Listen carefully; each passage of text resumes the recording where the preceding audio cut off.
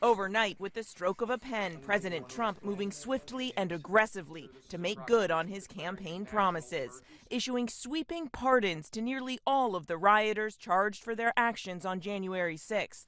So this is January 6th. These are the hostages.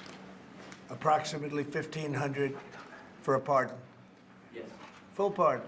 The full, complete, and unconditional pardons include the former leader of the far-right group the Proud Boys, Enrique Tarrio, sentenced to 22 years for sedition.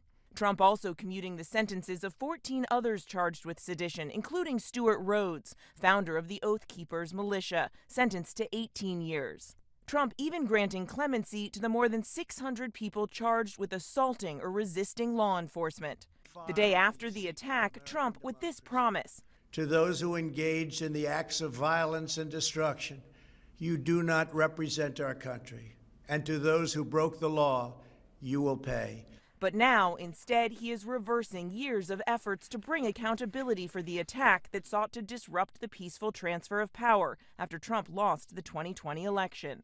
Craig Sicknick, the brother of Capitol Police Officer Brian Sicknick, who died after he was attacked on January 6th, telling ABC News that Trump's pardons are a betrayal of decency. Overnight, supporters of the January 6th rioters celebrating outside the D.C. jail, at least 2 released so far. They will be leaving tonight from this prison behind me. This as Trump celebrated his own triumphant return to Washington, attending 3 inaugural balls overnight. Hallelujah. And just hours after he took the oath of office for a second time, becoming the 47th President of the United States. So help me God. So help me God. Congratulations, Mr. President. Earlier, Joe Biden greeting Trump at the White House with 2 words, welcome home. The Bidens and Trumps having tea, then the incoming and outgoing presidents riding together to the Capitol. The Trumps there also to bid farewell to the Bidens. Long-standing traditions that Trump refused to participate in 4 years ago, but Biden adamant that the nation witness democracy in action and see a peaceful transition. There in the rotunda with Biden looking on, Trump pledging to bring back what he called a nation in decline. From this moment on, America's decline is over. Trump vowing to usher in a, quote, revolution of common sense, starting with 42 executive actions. At his celebration at Capital One Arena before thousands of supporters, the president slashing funding to combat climate change and withdrawing the U.S. from the Paris Climate Accord. The U.S. joining Iran, Libya, and Yemen as the only 4 countries not in the agreement.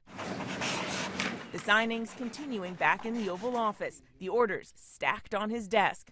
Trump pulling the U.S. out of the World Health Organization, rescinding diversity, equity, and inclusion programs, and recognition of transgender identity. And on immigration, Trump declaring an emergency at the southern border, ending use of the border app that allowed migrants to get an appointment to seek asylum, and declaring an end to birthright citizenship, even though it's protected by the 14th Amendment. Well, this is only half a day.